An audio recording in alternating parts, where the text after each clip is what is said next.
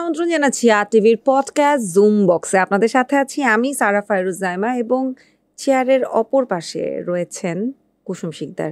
খুব বেশি ইন্ট্রোতে যাচ্ছি না, আমি প্রথম প্রশ্ন তোমার কাছে জানতে চাই, তুমি সব প্রোগ্রামে লেফট প্রোফাইলে বসো কেন? লাকি। হোয়াট লাকি মানে? তুমি আমার জায়গাটা চেঞ্জ করে দিয়ে বসে গেলে জাস্ট বিকজ লাকি?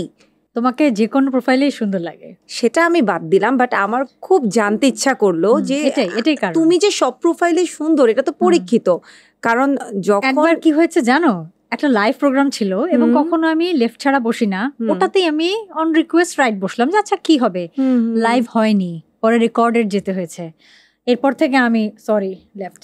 যখন সিনেমার কাজ করো, হ্যাঁ তখন তো আসলে ডিরেক্টর যেটা চায় বা সিচুয়েশন যেটা ডিমান্ড করে অফকোর্স তখন কোনো রাইট লেফট নাই। আমার কানে তো একটা যন্ত্র আছে যেখান থেকে উপরের লোকজন খবর পায়, তারা কিন্তু মাইন্ড করছে, জানতে চাচ্ছে তারা কি তাহলে ডিরেক্টর না, তাদের কথার গুরুত্ব নেই? না প্রোগ্রামের লাইভ আটকে গেছে রাইট বসাতে, কি ডেঞ্জারাস। ওকে, আমার একটা জিনিসও খুব জানতে ইচ্ছা করে, তোমাকে সবসময় দেখি তুমি খুব স্পষ্ট ভাষী, স্পষ্টবাদী। সত্যি কথাও বলি, সত্যি কথাই বলে দাও। তোমার উইকিপিডিয়াতে তোমার বয়স 43 বছর, আসলেই? হ্যাঁ 43 প্লাস। 43 প্লাস? হ্যাঁ, আমার জন্ম 81 সালে, 1981। সার্টিফিকেটে 83। হ্যাঁ আসলে 81। এটা কি সবসময় তুমি বলে দাও? মানে মেয়েদের বয়স বলতেই নাই, মানে এখন তো 43, যখন 23 ছিল তখনও বলেছি, যখন 33 ছিল তখনও বলেছি, বেঁচে থাকলে আরো বলবো। Look 43, look really compliment. of course no doubt আপু, no doubt। আচ্ছা, একদম সেই শুরু থেকে একেবারে কি বলে এটাকে, অনুষ্ঠান জয় দিয়ে শুরু, তাই না? জয়ের মুকুট দিয়ে শুরু, এবং নাচ গান অভিনয় মডেলিং এবং এখন পরিচালনায় তুমি, এবং যে ছবি পরিচালনা করছো সেখানে তুমি অ্যাক্টিংও করেছো, পরিচালনাও করেছো, প্রোডিউসিংও করেছো, চিত্রনাট্য ফর দ্য ফার্স্ট টাইম। চিত্রনাট্য আমি আগে কখনো করিনি। এটা একটু গল্প শুনি। আবার বলবো? হ্যাঁ, গল্পটা কিন্তু কমন, একটু শুনি না তাও, আমি তো শুনিনি, আমার সামনে বলনি, আনকমন করে বলো। ঠিক। আমি তো লেখালেখির সঙ্গে যুক্ত অনেক বছর ধরেই। তো আমার একটা গল্প ডেইলি স্টারে বের হয়েছিল ঈদ সংখ্যায়, শরতের জবা, 2017-তে, বেশ আগের কথা। তো তখন যারা শরতের জবা পড়েছিল, আমার ভক্ত বা পাঠক, ফ্রেন্ড সার্কেল, আত্মীয় স্বজন, অনেকেই সবাই খুব বলেছিল যে শরতের জবা পড়তে গেলে একটা আগ্রহ তৈরি হয়, যে এরপর কি, কেন এগুলো হচ্ছে, বা ক্যারেক্টারগুলো কেন এরকম করছে, বা শেষে কি হয়, এগুলো, এই ধরনের মন্তব্য আমার খুব ভালো লেগেছিল তখন। পরে আমি 2022 এবং 2023 অমর একুশে বইমেলায় একটা বই বের করি, অজাগতিক ছায়া, তাম্রলিপির ব্যানার থেকে। দুবার, কারণ কোভিড খুব রেস্ট্রিক্টেড ছিল, সো অরিজিনাল এডিশন রিপাবলিশড হয়েছিল পরের বার। ওখানেও গল্পের বইটাতে শরতের জবা ছিল, অজাগতিক ছায়াতে আরও গল্প কবিতার সঙ্গে শরতের জবা ছিল। আমি একই ধরনের ফিডব্যাক পাই, এবং আমি তো বুক স্টলেও ছিলাম, মেলায় অনেকের সঙ্গে পরেও আবার দেখা হয়েছে, কারণ অনেক দিন ছিলাম, প্রত্যেক দিনই যাচ্ছিলাম ইনফ্যাক্ট। ওই একই ধরনের ফিডব্যাক যে শরতের জবা খুব আকর্ষণ তৈরি করে, আগ্রহ তৈরি করে, এরপরে কি জানতে ইচ্ছা করে। তখন আমি ভাবলাম যে আচ্ছা, আমি তো এমনি অনেকদিন কাজ করি না, শরতের জবা একটা মানে গল্পটা দিয়ে একটা নাটক বা টেলিফিল্ম করি। কিন্তু যখন চিত্রনাট্য তৈরি করার কথা ভাবছিলাম, মানে আমি ভাবছিলাম যে আমিই লিখবো আসলে ফর দি ফার্স্ট টাইম, কারণ আমি কখনো কোনো নাটকের চিত্রনাট্য করিনি আসলে। তখন দেখলাম যে আসলে শরতের জবার এত লেয়ার্স, এত ফ্যাক্টরস, এত ডাইমেনশন, এটা ফিল্ম ছাড়া কঠিন, মানে খুব চ্যালেঞ্জিং হয়ে যাবে এত ছোট ডিউরেশনে। এভাবেই ফিল্মের ভাবনাটা আসা, এভাবেই শরতের জবাকে ফিল্মে আনা। তবে ফিল্মের স্বার্থে কিছুটা চেঞ্জ তো আছেই, এন্ডিং একটু ক্লাইম্যাক্স বেশি, বা কিছু কিছু জায়গায় একটু সিনেম্যাটিক। এই জায়গাটাতে জানতে চাচ্ছিলাম যে যখন মানুষ একটা গল্প অলরেডি পড়ে ফেলে, এবং যারা পড়তে ভালোবাসে পাঠকদের কিন্তু একটা নিজস্ব চিন্তাধারা তৈরি হয়ে যায় গল্পটা ইমাজিনেশনে, সেটা কিন্তু চ্যালেঞ্জটা বেড়ে যায়। প্লাস এই যে ক্লাইম্যাক্সের জায়গাটা, যখন মানুষ জানে শেষটা কি, তবুও হলে যে কেন দেখবে, চেঞ্জ করা হয়েছে ক্লাইম্যাক্স। এই জন্যই বললাম যে এন্ডিংটা এত বেশি শকিং, এবং সেটা বইয়ের থেকে বেশ খানিকটা আলাদা। হ্যাঁ, যারা বই পড়েছে তারা হয়তো অ্যান্টিসিপেট করতে পারবে যে এরকম কিছু একটা হতে যাচ্ছে, কিন্তু তারপরও তারা কিছুটা ধাক্কা খাবে। আর এছাড়াও কিছু কিছু সিকোয়েন্সে একটু চেঞ্জ আনা হয়েছে গল্প থেকে, স্বাভাবিক সিনেমার স্বার্থে। তবে আপনি যেটা বললেন এটা খুবই ইম্পর্ট্যান্ট একটা কথা বললেন, যে গল্প মানে গল্পের বই এবং সিনেমা। গল্পের বইয়ে কিন্তু আপনি একটা প্যারাগ্রাফ পড়লেন, আমি সেম প্যারাগ্রাফ পড়লাম, আমাদের ইমাজিনেশন কিন্তু ডিফারেন্ট হতে পারে। আপনি ওটা একভাবে ইমাজিনেশন করবেন, আমি অন্যভাবে দেখব। সিনেমায় কিন্তু একদম বেঁধে দেওয়া থাকে, আপনি যেটা দেখবেন আমি সেটাই দেখব। হতে পারে ইনার মিনিংটা আপনি একভাবে নিবেন, আমি একভাবে নিব। এক্ষেত্রে সিনেমা অনেক চ্যালেঞ্জিং আসলে।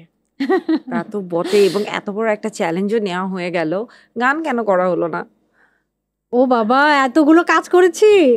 তাতে কি নজরুল সঙ্গীতে পারদর্শী, তালিম নেওয়া, সেটাও সেই একেবারে ছোটবেলা থেকে, মানে অনেক দিনের অভ্যেসে, তাহলে ইচ্ছাটা কি ছিল না? সত্যি কথা যদি বলি, আমাদের শরতের জবার যে ব্যাকগ্রাউন্ড স্কোর করেছে সন্ধি, সন্ধি আমাকে বলেছিল আপু একটা গান করি শরতের জবার জন্য, তুমি গাও। আমি বললাম না, এইবার আর গাবো না, আমি থাক পরে। আচ্ছা, বেশ একটা লম্বা বিরতি, কিন্তু একটা লম্বা সময় খুঁজে পাওয়া যায়নি, এই কারণটা ব্যক্তিগত কিছুটা অবশ্যই। এই প্রশ্ন কিন্তু আমাকে অনেক আসে, এবং এই যখনই এরকম করে কেউ থেমে যায়, তখন কিন্তু মনে হয় যে প্রেম ঘটিত ব্যাপার নয় তো। না, প্রেম ঘটিত না, তবে সমস্যা, মানে আমি বলবো না প্রেমের সমস্যা। আচ্ছা, মানুষ প্রেমের সমস্যা বলতে বুঝে কোনো একটা প্রেমের অসুখী অবস্থা, তাই তো? তো এটা আসলে যে কোনো কিছুর অসুখ হতে পারে। এটা আমার মনে হয় এটা আত্মার অসুখ হতে পারে, মনের অসুখ, শরীরের অসুখ, সবকিছুর অসুখ। তুমি যে সব বলছো, এটা কি একেবারেই গোপন বিষয়, যে গোপন কারণে কাজ থেকে বিরতিতে ছিলেন কুসুম শিকদার? গোপন। কত বছরের ছিল এই বিরতিটা? 8। লম্বা সময়। তারপরে নিজেকে এরকম ধরে রাখলে কেমন করে? 8 বছর নিজেকে মানে কাজের বাইরে ছিলে, কিন্তু নিশ্চয়ই কাজের সাথে ছিলে কোনো না কোনো। একদম কাজ ছাড়া থাকা তো একদম তো আর কাজ ছাড়া থাকিনি। হ্যাঁ, তা তো বটেই। কি ছিল, কি চলছিল? এটা তো আসলে মেন্টাল স্ট্রেংথ, এটা স্ট্রেংথ রাখতে হবে। কারণ যতই আসলে লাইফে আপস অ্যান্ড ডাউনস থাকুক, বা খারাপ সময় ভালো সময় যেটাই হোক, স্ট্রেংথ রাখতে হবে। আমি if I am not wrong, 8 বছর আগেও এখন যেরকম ট্রেন্ড ভাইরাল, হ্যাঁ ভাইরাল সবাই হতে চায়, মুখে ভাইরালটাকে নেগেটিভলি বলে, এই জিনিসগুলো 8 বছর আগেও ছিল না। হ্যাঁ, 8 বছরে এগুলো অনেকটা ঘরে বসে দেখা হয়েছে, ডেভেলপ করা হয়েছে। এবং এখন যখন 8 বছর পরে কাজে ফিরে, কি মনে হয় যে এই ভাইরাল শব্দটা, ভাইরাল হতে হবে, ভাইরাল হওয়া দরকার, এটা কতটুকু নেগেটিভ, কতটুকু পজিটিভ তোমার কাছে? আমি তো, আপনি জানেন আমি মানুষ হিসেবে প্রচন্ড পজিটিভ। আমি এই যে মাগ ভরা না, আমি কিন্তু দেখবো মাগটা কতখানি ভরা কতখানি খালি, এটা আমার কনসার্ন কখনোই না। সো আমার মনে হয় যে নেগেটিভ বলে আসলে তেমন কিছু নেই, এটা আমাদের পয়েন্ট অফ ভিউ বা পারসেপশন। যেহেতু এটা এখন একটা ট্রেন্ড, যেহেতু মানুষ এটা পছন্দ করছে, অ্যাপ্রিসিয়েট করছে, তাহলে ওয়াই নট? আমি এর মধ্যে খারাপ কিছু দেখি না, সব পজিটিভ। নাইস। হ্যাঁ, এখন আপনি আমাকে প্রশ্ন করতে পারেন যে এটা স্থায়ী কিনা। একটু শুনি। আমার মনে হয় ভাইরাল শব্দটার অর্থই আসলে অস্থায়ী একটা ক্রেজ। হ্যাঁ, অবশ্যই ক্ষণস্থায়ী, এটা স্থায়ী না, এটা ক্লাসিক না। Viral is not classic. মুভির বিষয়ে আবারও যাচ্ছি। মুভির একটা গান এসেছে, যে না, দুটো গান। একটাতে আপনাকে দেখা গেছে খুবই বোল্ড, নেশা। ও, আমার গান ভাবছি শরতের জবার গানের কথা। না, আচ্ছা, আমার নেশা এসেছিল 2017। হ্যাঁ, তবে নেশা এখনো কাটেনি, তাই বোধহয় মনেই হচ্ছে না যে এতটা আগে সেদিনের কথা। হ্যাঁ, এবং খুব হুট করে এলো, এবং খুব বোল্ড একটা কুসুম শিকদারকে দেখা গেল, অনেক আলোচনা সমালোচনা। ওই জায়গাটা, ওই আজকেও যেরকম আসার পরে বলছিলেন যে আচ্ছা এটা কি ঠিক আছে, ঠিক নেই, কিন্তু ওই বোল্ডনেসটা যখন করলেন, তখন মাথায় আসলে কি চলছিল হঠাৎ করে এভাবে? আমি মানুষ হিসেবে তো বোল্ড, খুবই সাহসী একজন ব্যক্তিত্ব। তখন ওটা নিয়ে আলোচনা বেশি হয়েছিল, কারণ ওটিটি কন্টেন্ট কিন্তু তখন এই পরিমাণ ছিল না, খুবই কম, ছিলই না বলতে গেলে। বঙ্গ থেকে নেশা রিলিজ হয়েছিল, বঙ্গ তখন একদম নতুন ছিল, এবং নেশা খুব ইন্টারন্যাশনাল স্ট্যান্ডার্ড মেনটেন করে করা হয়েছিল। ইন্টারন্যাশনাল স্ট্যান্ডার্ড এটা এখনো পর্যন্ত আপনি পৃথিবীর যে কোনো জায়গায় যদি অনএয়ার দিতে চান, রিলিজ দিতে চান, দিতে পারবেন। সুতরাং আমি তো নেশা নিয়ে খুব হ্যাপি, এবং আমার সারাউন্ডিংস যা ছিল সবাই হ্যাপি। আর এটা তো আমি পরে একটু রিসার্চ করে বের করেছিলাম, নেশা নিয়ে যে একটু নেগেটিভ কথা হয়েছিল সেগুলোও কিন্তু আমার খুব কাছের মানুষজনই করেছিল। বাট তাদেরকে আমি ধন্যবাদ দিই এই কারণেই, তাদের ওই মন্তব্যের কারণে নেশা যে সময়ের মধ্যে পপুলার হওয়ার কথা হয়তো আমি আশা করিনি, আমার প্রত্যাশা ছিল না, তার থেকে অনেক অল্প সময়ের মধ্যে নেশা মিলিয়ন মিলিয়ন ভিউজ হয়েছিল। কিন্তু ওই যে দেন এগেইন নেগেটিভ মার্কেটিং হয়ে গেল না? ডাজন্ট ম্যাটার, মার্কেটিং হয়েছে, মিলিয়ন ভিউজ হয়েছে। হ্যাঁ হ্যাঁ, আমি একটু যদি ক্লিয়ার হতাম যে ইন্টারন্যাশনালি রিলিজ বলতে কি বোঝায়? মানে আমি বলতে চাচ্ছি যে আমি যদি অন্য কোনো দেশে অন্য কোনো প্ল্যাটফর্মে রিলিজ দিতে চাইতাম তাহলে সেই ক্রাইটেরিয়াগুলো নেশাতে আর কি মেনটেন করা। বাট আমি তো সবসময় দেশ প্রেমিক, তা আমি এখানে রিলিজ দিয়েছি। প্রথম চলচ্চিত্রে নয় বটে, দ্বিতীয় চলচ্চিত্র লাল টিপের জন্য কিন্তু পুরস্কার ছিল, তাহলে এখন প্রথম পরিচালনায় এক্সপেকটেশন কেমন? প্রথম চলচ্চিত্রে ন্যাশনাল অ্যাওয়ার্ড ছিল ফিল্মের, ফিল্ম, হ্যাঁ হ্যাঁ। আর মেল প্রথম আলো ছিল হচ্ছে বেস্ট অ্যাক্ট্রেস পপুলার ক্যাটাগরি লাল টিপের জন্য। লাল টিপের জন্য আমি যদি পুরস্কারের কথা বলি বা স্বীকৃতির কথা বলি, আমি এভাবে বলবো না অনেকে যেভাবে বলে যে আমি চাইনি বা আমি পেয়ে গেছি, আমি খুব লাকি। না, ব্যাপারটা আসলে তা না। আমার মনে হয় যে কোনো শিল্পী, আমি জানি না, I might be wrong, but আমার মনে হয় যে কোনো শিল্পী পুরস্কার পেতে নিশ্চয়ই ভালোবাসে এবং পুরস্কারের জন্য প্রতিটা শিল্পী মন দিয়ে কাজ করে এবং দোয়াও করে যে আমি যেন পুরস্কারটা পেয়ে যাই। নমিনেশন যখন নামগুলো চলে আসে 4-5টা নাম, নিশ্চয়ই সবাই দোয়া করে। সুতরাং আমি বলবো না যে আমি পুরস্কার পেয়ে ভেবেছিলাম যে আমি পাবো কি পাবো না। হ্যাঁ, এরকম কনফিউশন ছিল অবশ্যই, কিন্তু পুরস্কার পাওয়াতে, স্বীকৃতি পাওয়াতে আমার মনে হয় যে এই পুরস্কারগুলো আমার কাজের জন্য সবচেয়ে বড় অ্যাচিভমেন্ট। শরতের জবা থেকে এক্সপেকটেশন সেটাই বলছিলাম যে এরপর আবার যখন শঙ্খচিলের জন্য ন্যাশনাল অ্যাওয়ার্ড পেলাম, তখনও আমার হ্যাঁ ওই যে বললাম আমি দোয়া করেছিলাম যে আমি যেন পাই, কিন্তু আমার মানে আমার ভাবনার বাইরে ছিল যে আমি শঙ্খচিলের জন্য ন্যাশনাল অ্যাওয়ার্ড পাবো।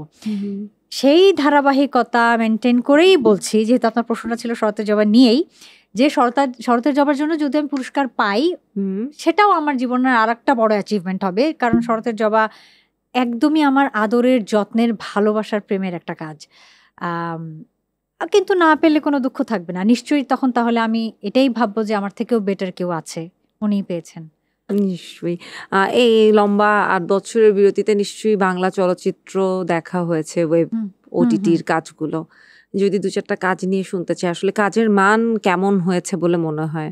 নাম মেনশন করে বলতে বললে সব নাম আমার মনে পড়বে না। আমি হলে গিলাস দেখেছি, হাওয়া, নডরাইও দেখেছিলাম হলে গিয়েই, খুব ভালো। আমি আমাদের কাজ নিয়ে প্রচন্ড আশাবাদী। আসলে বাইরের থেকে অনেক কথা বলা যায়, কিন্তু যারা কাজ করে ভেতরের মানুষ, ইন্ডাস্ট্রির, তারা জানে যে কত লিমিটেশনস, কত কনস্ট্রেন্টসের মধ্যে আমাদের কাজ করতে হয়। অনেক বাধা, অনেক সীমাবদ্ধতা, এর মধ্যে আমাদের কাজগুলো যতখানি হচ্ছে আমি বলবো প্রচন্ড ভালো হচ্ছে। আমি খুবই পজিটিভ আমাদের কাজ নিয়ে, ওটিটি অথবা হল, থিয়েটার, সিলভার স্ক্রিন বা সিঙ্গেল স্ক্রিন বা যে কোনো স্ক্রিন। এখন যখন সবাই জানে যে কুসুম শিকদার ইজ ব্যাক, তারপরে কি কাজের অফার আসা বেড়ে গেছে বা ওটিটি কোনো কাজের অফার আসছে? কাজের offer as a matter of fact সবসময় ছিল, কখনোই যে খুব একদম বন্ধ ছিল তা না। বিশেষ করে ফিল্মের অফার এবং ওটিটি আসার পর ওটিটির অফার।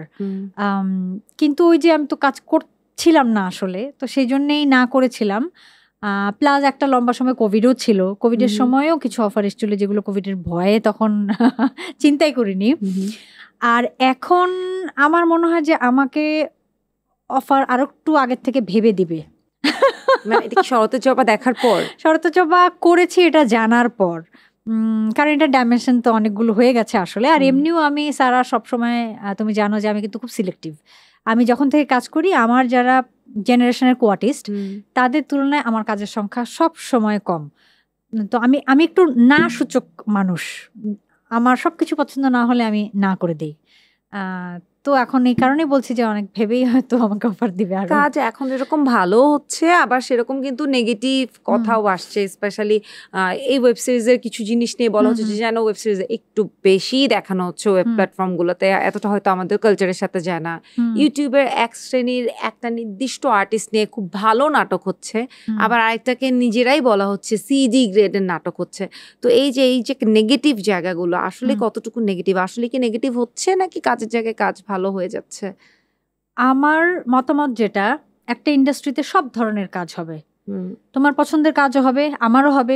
ক্যামেরার পেছনে যারা বসে আছে তাদের টেস্ট হয়তো তোমার আমার মতো না, তাদের মতো করেও কাজ হবে। আবার একজন অডিয়েন্স তোমাকে আমাকে দেখছে, তাদের টেস্ট ডিফারেন্ট, তাদের মতো করে কাজ হবে। শুধু তোমার পছন্দ করে কাজ হলো বা আমার পছন্দ মতো কাজ হলো, তাহলে তো ইন্ডাস্ট্রির জন্য ক্ষতিকর। এটা সবার পছন্দ অনুযায়ী কাজ হবে। তো এবং এটা তো ক্রিয়েটিভ ওয়ার্ক, আমার যেটা ভালো লাগবে তোমার ভালো নাও লাগতে পারে, এবং তোমার সেই স্বাধীনতা আছে তোমার বলার যে কুসুম আপু এই কাজটা আমার ভালো লাগেনি, অথবা আমারও স্বাধীনতা আছে বলার যে সারা তোমার এই কাজটা আমার ভালো লাগেনি। Creative work. কিন্তু এটা দেখা যাবে আমার ভালো লাগেনি কিন্তু আরো 100 জনের ভালো লেগেছে, পাগল হয়ে গেল তারা তোমার কাজ দেখে। হ্যাঁ, সুতরাং ক্রিয়েটিভ ওয়ার্কে এটা হবে যে মানে এই ধরনের মতের তারতম্য আসবেই, তার মানে কাজ বন্ধ করে দিতে হবে, সব ধরনের কাজ করতে হবে। যারা এই রিসেন্ট নাটক বা সিনেমার সাথে অনেকে ছোট পর্দা থেকে বড় পর্দায় রিসেন্টলি সংযুক্ত হয়েছেন, তাদের মধ্যে কাদেরকে ভালো লাগছে, কাদের কাজগুলো ভালো হচ্ছে বলো তো? ছোট পর্দা থেকে অনেকেই তো তাসনিয়া ফারিন বলি, মেহজাবিন চৌধুরী বলি, তারা বড় পর্দার সাথে সম্পৃক্ততা তাদের এসেছে। এরা সবাই খুব ট্যালেন্টেড, খুবই ব্রিলিয়ান্ট। এবং আমার যেটা মনে হয় যে আমি আমার ক্ষেত্রে আমারটা বলবো, আমি আসলে অন্যদেরটা বলতে পারবো না। আমি একদম জিরো থেকে শিখে শিখে এ পর্যন্ত এসছি। আমি এখনো বলি আমি অ্যাক্টিংয়ে 1-2% পারি, সর্বোচ্চ 2%। আমার কোনো ব্যাকগ্রাউন্ড ছিল না অ্যাক্টিংয়ে, কিন্তু আমার কোনো ব্যাকগ্রাউন্ড ছিল না। ওই তুমি যেটা বললা ক্রাউন উইন করার পরে আমি মডেলিং অ্যাক্টিংয়ে চলে আসি। আমি তো গানের মানুষ ছিলাম। কিন্তু আমার যেটা মনে হয় যে তুমি যাদের নাম বললে বা এছাড়াও আরও যারা এখন কন্টেম্পোরারি কাজ করছে, আমার মনে হয় অনেক প্রিপারেশন, হয়তো প্রিপেয়ার তারা ছিল না, আমার মতোই ছিল, কিন্তু অনস্ক্রিনে দেখে মনে হয় তারা অনেক প্রিপারেশন নিয়ে আসছে। এই জিনিসটা আমার খুব ভালো লাগে, এটাও খুব পজিটিভ সাইড। সো ভালো লাগছে, ওদের কাজ আমার ভালো লাগছে। জীবনে কিছুই নেগেটিভ চলছে না তাহলে? নেগেটিভ নিশ্চয়ই আছে সারা, আমি যদি সত্যি কথা বলি নেগেটিভ আছে, আমার জীবনেও আছে বা আমার আশেপাশেও অনেক ঘটে, কিন্তু এগুলো তো আমি ফোকাস করতে চাই না। আমি ভালো কাজটা অ্যাপ্রিসিয়েট করতে চাই। কারণ আছে, আমি যদি নেগেটিভ ইস্যু নিয়েই থাকি, এই যে আমার চেহারা এখন যেগুলো রিফ্লেক্ট করে এগুলো করবে না আসলে, তখন ওই ভারাক্রান্ত একটা বিষয় চলে আসবে। তাহলে এরকম সতেজ সুন্দর থাকার একটা রহস্য হচ্ছে নেগেটিভ থট ইগনোর করা। এটা ঠিক যে অনেক সময় তোমার রাগ এসেই যায়, তুমি যতই ভাবো যে আমি রাখবো না, কন্ট্রোল করা যায় না, তুমি রেগেই যাও, তাই না? এরকম তোমারও কিন্তু হয়, এরকম আমারও হয়। কিন্তু তারপর আমি বয়সের সাথে সাথে, অভিজ্ঞতার সাথে সাথে এটাকে একটু রপ্ত করতে শিখেছি, রাগ কন্ট্রোল করা এবং ইগনোর করা। কারণ আমার মনে হয় যে এই যে আমি রেগে গেলাম, চিল্লাচিল্লি করলাম, কোনো লাভ কিন্তু নাই। একটা টাইম, একটা লম্বা সময় যখন এরকম এত লাইটের নিচে থাকে, স্পট লাইটে মানুষ থাকে, তারপরে যে একটা লম্বা ব্রেক, কোনো মেন্টাল ব্রেকডাউন হয়েছিল কিংবা কাজের মাঝেও কিন্তু এরকম হয় যে খুব কিন্তু চলচ্চিত্রে দেখি বা এখন তো আসলে চলাফেরা তো সবার একসাথে অনেকেই দেখি যে ক্যামেরার সামনে বা এত লোকের মাঝে ভিড়ে থেকেও খুব একা, মানসিক সমস্যা, অনেক সময় ডিপ্রেশন দেখা দেয় বা অ্যাংজাইটি চলে আসে। এরকম কখনো কোনো সমস্যা ফেস করতে হয়েছিল? এটা একদম আমি অন স্ক্রিন বলছি, আমি তো খুব একটা, হ্যাঁ আমি ডিপ্লোম্যাটিক অ্যান্সার মাঝে মাঝে দেই, বাট আমি মিথ্যা কথা বলি না। আমি সারা পৃথিবীর কথা বলতে পারবো না সারা, বাট আমাদের কলিগদের মধ্যে আমি দেখেছি, সেটা অভিনয়শিল্পী হতে পারে, গানের মানুষ হতে পারে, নাচের, মডেলিংয়ের, এমনকি লেখালেখি সাহিত্যের মানুষজনেরও আছে, আমি দেখেছি যেটা তুমি বললা যে অনেক ক্যামেরা, অনেক আলো, অনেক মানুষের ভিড়ে থেকেও বা মধ্যমণি থেকেও at the end of the day একা, এরকম আমি অনেক মানুষ দেখেছি। এটা কোনো কোনো ক্ষেত্রে আমার মনে হয় খ্যাতির বিড়ম্বনা মানুষ। এবং যেটা হয় আমি দেখেছি আমার জীবনে, যে আমি যখন ইউনিভার্সিটি পড়তাম, আমি তো যখন লাক্স চ্যাম্পিয়ন হয়েছি, আমি তখন এনএসইউর সেকেন্ড সেমিস্টার, মানে মাত্র আমার 1 বছরও হয়নি ইউনিভার্সিটি লাইফ শুরু হয়েছে। আমি যেটা দেখলাম যে ওই 2 সেমিস্টারে, মানে 6 মাসে বা 7-8 মাসে যারা আমার ফ্রেন্ড হয়েছিল, আমি যখন মানে কিছুটা স্টারডাউন চলে আসলো আমার লাইফে, কেমন ভাবে যেন আমাকে মানে দূরে সরিয়ে দিচ্ছিল, দূরে সরিয়ে দিল। এটা কিন্তু আমার পক্ষ থেকে হয়নি, আমি তো যে তখনও যা ছিলাম এখনো তাই আছি। কিন্তু মানুষ দূরে সরিয়ে দেয় সামহাও, মানে মানুষ মনে করে যে আচ্ছা ও স্টার, ও পপুলার, অন্যরকম। এটা মানুষের ভুল ধারণা, এবং যেটা হয় ধীরে ধীরে ওই মানুষটার মধ্যেও কিছু ব্যাপার ডেভেলপ করে যায় এ ধরনের কারণে। তো সবকিছু থেকেই একটা দূরত্ব তৈরি হয়ে যায়। তুমি সব ব্যাপারে অনেক পিকি, অনেক চুজি। এখন আর একটা ট্রেন্ড আছে, সেই ট্রেন্ড ধরে যদি আমি প্রশ্ন শুরু করি, তোমার এই ড্রেসটা কোথা থেকে নেওয়া, কোন ব্র্যান্ডের? কয়েকদিন আগে একটা প্রোগ্রামে গিয়ে এগুলো বলতে বলতে আচ্ছা, আমার একটা ফেভারিট ব্র্যান্ড আছে, ওই ডেসিগোলেরই, এটাও সেই ডেসিগোলেরই, সিঙ্গাপুর থেকে কেনা, সিঙ্গাপুরের অর্চার্ড ডেসিগোল ব্রাঞ্চ। তার মানে আমরা জিজ্ঞেস করতে পারি না জামা কোথা থেকে নেওয়া, অর্নামেন্টস কোথা থেকে নেওয়া, এগুলো? হ্যাঁ হ্যাঁ, মনে করে করে বলতে পারবো, কোনো সমস্যা নাই। রিলি? হ্যাঁ হ্যাঁ, এটা লেখাই আছে, এটা লেখা আছে, এটা গেসের। হ্যাঁ, মানে মনে না থাকলেও লেখা আছে। আচ্ছা, এটা সম্ভবত প্রাডা, আর এগুলো সবগুলোতে লেখা আছে গেস। এই তো। আচ্ছা, এটা কালোটা, আর এটা এখান থেকে বানানো, আমিন জুয়েলার্স। আর এটা দুবাই থেকে কেনা, এটা তো একদমই ডায়মন্ড। না, এটা দুবাই থেকে, এটা সিঙ্গাপুর থেকে কেনা, সিঙ্গাপুর থেকে কেনা। ঘড়িটা দুবাই থেকে কেনা। তার মানে হচ্ছে কুসুম শিকদার দুবাই, সিঙ্গাপুর, তারপর বাংলাদেশ মিলে একটা কুসুম শিকদার। না, শুধু তা না, মানে যখন যেটা আজকের কুসুম শিকদার আপাতত, হ্যাঁ হ্যাঁ, যখন যেটা যেখানে বেশি করা হয় শপিং এর জন্য, সিঙ্গাপুর দুবাই সবচেয়ে বেশি করা হয়, লন্ডন থেকেও করা হয়। আসলে যেটা যেখানে পছন্দ হয় কেনার চেষ্টা করি, যদি সাথে টাকা বা ক্রেডিট কার্ডে টাকা থাকে তাহলে কিনি। কতটুকু শপোহলিক বা মানে শপিং এর ডেস্টিনেশন, শপিং এর জন্য ফেভারিট ডেস্টিনেশন কোনটা? দুবাই। সিঙ্গাপুর দুবাই দুটোতে কতটা ফ্রিকোয়েন্টলি যাওয়া হয়? সিঙ্গাপুরে প্রচুর যাওয়া হয় আমার, 3-4 মাসে একবার যাওয়া হয়। শপিং জন্যই নাকি? না না না, অন্যান্য এমনিও ঘুরতে যাওয়া হয়, হলিডে বা অন্যান্য কাজে যাওয়া হয়, শুধু শপিং এর জন্য না না। তাহলে কি ফেভারিট ডেস্টিনেশন সিঙ্গাপুর?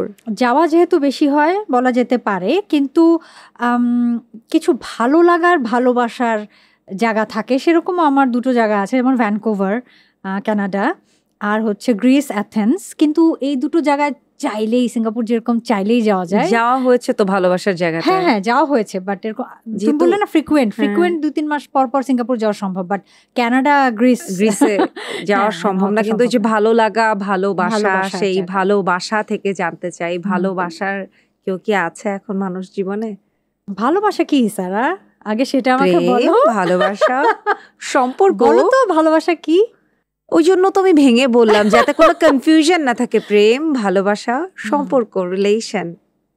কুসুম শিকদারের রিলেশনশিপ স্ট্যাটাস কি? এটা পছন্দ হয়েছে আমার, মানে প্রেম ভালোবাসা টার্মের থেকে আমার রিলেশনশিপ টার্মটা বেশি পছন্দ হয়েছে তোমার। এই তো, হ্যাঁ, কুসুম শিকদারের রিলেশনশিপ স্ট্যাটাস কি?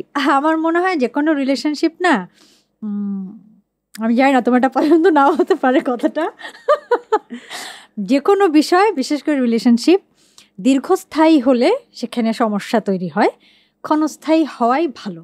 আমি ক্ষণস্থায়ী রিলেশনশিপ প্রেফার করি। আমার খারাপ লাগেনি, তবে না, দর্শকদেরটা জানি না, দর্শকদেরটা তখনই বুঝবো যখন একটু ভেঙে বলবে। সেই ক্ষণস্থায়ীটা ঠিক কতদিন? 6 মাসও কখনো কখনো ক্ষণস্থায়ী, আবার দীর্ঘ জীবনে 6 বছরও কিন্তু ক্ষণস্থায়ী। ওই যে এটা ডিপেন্ড করে যে কখন খারাপ হয়ে যাচ্ছে সিচুয়েশন। যখনই দেখা যাবে যে সিচুয়েশন খারাপ হচ্ছে, একজনকে অ্যাডজাস্ট করতে হচ্ছে বা স্যাক্রিফাইস করতে হচ্ছে, এবং সারা এটা আমি আমার বয়সের অভিজ্ঞতা থেকে বলতে পারি, অ্যাডজাস্ট একবার যে করে তাকেই বারবার করতে হয়, স্যাক্রিফাইস একবার যে করে তাকেই বারবার করতে হয়, আদার পার্টি করবে না। শুনে আসি যে রিলেশন স্যাক্রিফাইস, কম্প্রোমাইজ, অ্যাডজাস্টমেন্টের মধ্যে দিয়েই হয়। তার মানে একজনকে তো শুরু করতে হবে, একজন শুরু করলে দ্বিতীয়জন যে পরের ধাপে করবে না, একটু কেমন হলো? আমার মনে হয় এই ধরনের অ্যাডজাস্টমেন্টের যে সম্পর্কগুলো, এগুলো এক ধরনের বাণিজ্যিক সম্পর্ক। মানে আমি অ্যাডজাস্ট করলাম, বিনিময়ে তোমার কাছ থেকেও আমি কিছু একটা এক্সপেক্ট করলাম, তাহলে এই সম্পর্কের সংজ্ঞাটা কি আসলে কেমন হওয়া উচিত? যদি তোমার আইডিওলজিটা জানতে চাই, সম্পর্কের, বিবাহিত জীবনের, প্রেমিক প্রেমিকার জীবনের আইডিওলজি। আমি যেরকম সেভাবে আমাকে যে মেনে নিতে পারবে অনেক দিন, সেটাই আসলে একটা ভালোবাসা বা অনেক প্রেমের দিন সম্পর্ক, না, হ্যাঁ। জীবন। অনেক দিনই যথেষ্ট, আজীবনটা না বলি, অনেক দিনই যথেষ্ট। কিন্তু এখন তো আমি যা দেখছি 3 মাস 3 বছর এরকম আর কি বিষয়টা। আমি কি একটু জানতে চাইতে পারি সাহস করে যে তোমার জীবনের সবচেয়ে ছোট প্রেম কতদিনের ছিল এবং লংগেস্ট কতদিনের? আমার খুব ইচ্ছা হচ্ছে উত্তর দেওয়া না দেওয়া তোমার উপর, বাট আই বিলিভ তুমি দিবা। সবচেয়ে ছোট ছিল 1 দিনের। যা, এটা কিভাবে হয়? প্রেম ছিল? হ্যাঁ, কেন মানে না? কি সকালবেলা আই লাভ ইউ টু, রাতের বেলা ব্রেকআপ? আমি আই লাভ ইউ জীবনে খুব কম বলেছি, খুবই কম, মানে হাতে গোনা 2-3 বার হতে মানে ওই যে কমিটমেন্টের জায়গাটা সকালে হয়ে রাতে ব্রেকআপ, মানে কিভাবে? কমিটমেন্ট তো অনেক পরের ব্যাপার সারা, কমিটমেন্ট অনেক পরে আসে এবং কমিটমেন্টের ভয়ে আমার ধারণা রিলেশনশিপ ডেভেলপ করে না একটা পয়েন্টে গিয়ে। যখনই কমিটমেন্টের বিষয়গুলো চলে আসে তখনই যে কোনো একজন পার্টি একটু সরে যাওয়ার ধান্দা করতে থাকে আসলে। এই জন্য যখনই কমিটমেন্ট চলে আসে তখনই অ্যাডজাস্টমেন্ট চলে আসে। তোমার ক্ষেত্রে সেই পার্টিটা কি কুসুম শিকদার না অপরপক্ষে যে আসে? আমি তো খুবই স্বচ্ছ, ট্রান্সপারেন্ট, আমি ক্ল্যারিটি মেনটেন করি। সো আমার ক্ষেত্রে এরকম কিছুই কখনো আসেনি যে এরকম বলেছিলে এরকম হলো কেন। না, আমি যখন দেখতে পারবো যে আমি কমিটমেন্ট রাখতে পারবো তখন আমি করব, আদারওয়াইজ আমি করবোই না। তো সবচেয়ে সংক্ষিপ্ত রিলেশন একদিনের, আর সবচাইতে লম্বা সময়? এটা তো এখনো সময় আছে বলার, এখন আমি বলতে এখন পর্যন্ত সে একদিনও তো আধা বেলা হয়ে যেতে পারে, সেজন্য এখন পর্যন্ত অনেক বছর, 5-6, হ্যাঁ এরকমই। কি তোমার কাছে অ্যানসার পাওয়া গেল না, মিলছে না তোমার সাথে? কারণ আমি কনফিউজ, মানে গুনতে হবে যে কত বছর ছিল, গুনতে হবে। 5-6 বোধহয় না, আর একটু কম হবে। আচ্ছা, সেটা কি অনেক বছর আগের কথা যে মনে করতে এত কষ্ট হচ্ছে? না না, বিষয়টা তা না। আমার এক ধরনের আমি একটা আর্ট জানি, আর্ট অফ ফরগেটিং। সো আমার যেটা শেষ সেটা শেষ। বই পাওয়া যাবে তোমার এরকম কখনো ইন ফিউচার? যেহেতু লেখালেখির অভ্যাস আছে, আমরা কিন্তু আমাদের দেশি লেখকদের মোটিভেশনাল বই একটু কম পাই, দেশের বাইরের এরকম এই যে আর্ট অফ ফরগিভিং, কিন্তু ইনফ্যাক্ট একটা বইয়ের নাম। ও তাই? হ্যাঁ, আচ্ছা, ওকে। আর্ট অফ ফরগেটিং, সরি, হ্যাঁ, ফরগেটিং, ফরগিভিং, ভুলে যাওয়ার শিল্প আর কি। তা এমন বই লেখার ইচ্ছা আছে?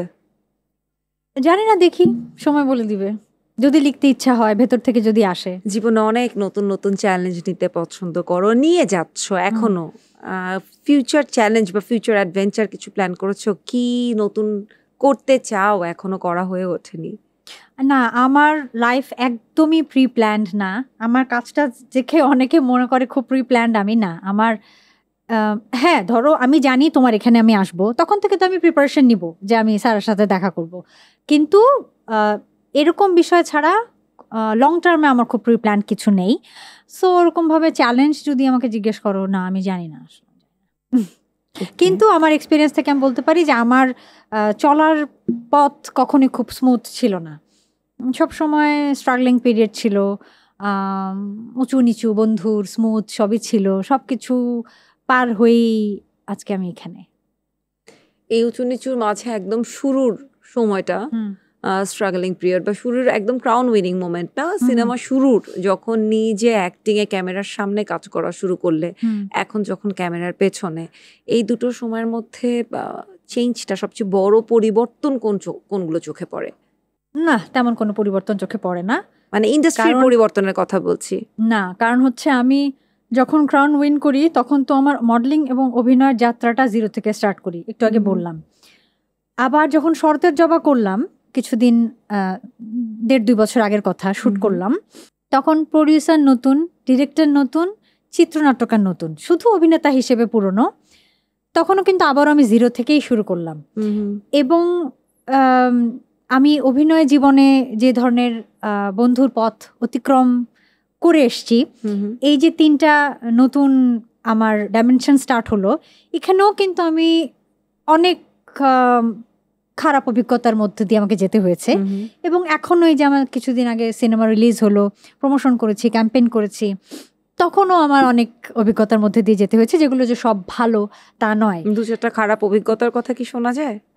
না, ডিরেক্ট ওভাবে বলবো না, কারণ হচ্ছে যে it's too early to say, number 1। Number 2 হচ্ছে বলতে গেলে মানুষের নাম মেনশন করতে হবে, যেটা আসলে এম্বারাসিং হবে আমার জন্য, তাদের জন্য। এটা আমি করব না। সুতরাং এই যাত্রা তো এখনো শেষ হয়নি। আমি যদি এই যে তুমি বললা যে আমি এভাবে করে লিখবো কিনা, যে বিষয়ে আমরা একটু আগে আলাপ করছিলাম, এভাবে করে লিখতে গেলেও দেখা যাবে আমার নতুন আর একটা যাত্রা, সেখানেও হয়তো কিছুটা বন্ধুর পথ আমাকে পাড়ি দিতে হবে। সুতরাং এটা চলবে, এটা আমৃত্যু চলবে।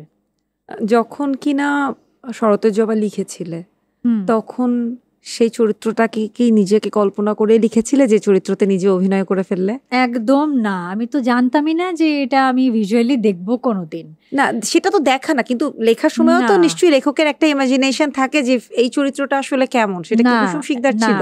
ইনফ্যাক্ট যখন শরতের জবার মানে টেবিল ওয়ার্ক হচ্ছিল শুটিং এর জন্য, তখনও কিন্তু জবা যে ক্যারেক্টারটা আমি করেছি, জবা করার কথা আমার ছিল না। কিন্তু আমাদের আরেকটা ক্যারেক্টার আছে বেলি, যেটা নিদ্রা দে নেহা করেছে।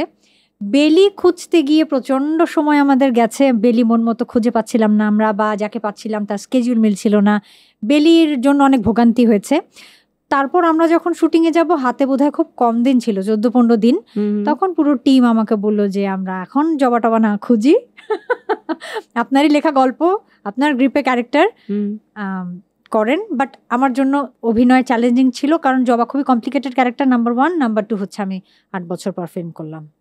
এবং সেই সাথে এটা কি কমপ্লিকেশন মনে হয় না যে পরিচালনায়ও তুমি ছিলে, নিজে ক্যামেরার সামনে দাঁড়াচ্ছ? প্রচন্ড কষ্টের ছিল, সত্যি কথা।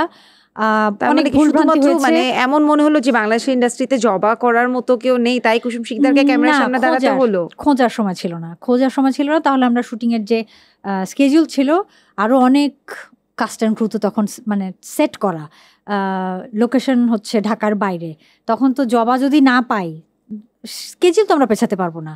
সেই কারণে রিস্ক নেওয়া।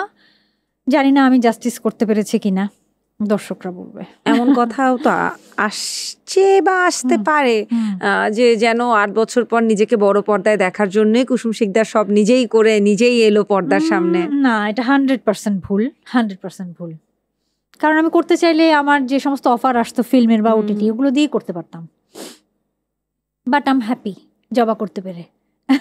কি মনে হয় কতটুকু জাস্টিফাই করতে পেরেছো নিজের চরিত্রটাকে? এটা একদম দর্শক বলবে। আমি বললাম না একটু আগে, আমি অ্যাক্টিং এখনো বলি আমি 2% পারি। তো জবাতে যদি পাশ করি তাহলে তো 2.23-তে যেতে পারবো, আর না হলে 2তেই থাকবো। যদি ফেল করি তাহলে 2তেই থাকবো, সেটা দর্শক বলবে।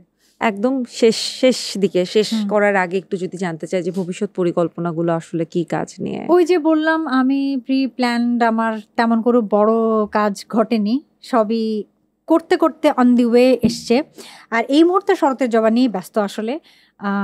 হলের পরে তো ওটিটি, তারপরে একটু ফেস্টিভ্যালে হয়তো ট্রাই করব, আরও অনেক কাজ আছে শরতের জবা নিয়ে। এই মুহূর্তে আমার ধারণা আরও 3-4 মাস 6 মাস শরতের জবা নিয়ে আমাকে ব্যস্ত থাকতে হবে আপাততই। 7 বছর আগে তোমাকে তোমার নেশা গানটাতে দেখেছিলাম, যেটাকে বোল্ড চরিত্র বলছিলাম। 7 বছরই তো হলো, যদি 2017 হয় 7 বছর এতদিন, কিন্তু তুমি বদলাওনি। তো পরবর্তীতে এরকম কোনো গান বা এখন যেটাকে বলে item song, it's a very popular thing, এরকম সুযোগ পেলে করবে বা ইচ্ছা আছে? আমি যদি বিশ্বাসযোগ্যভাবে করতে পারি, আমার অডিয়েন্স যদি গ্রহণ করে, তাহলে নিশ্চয়ই করব।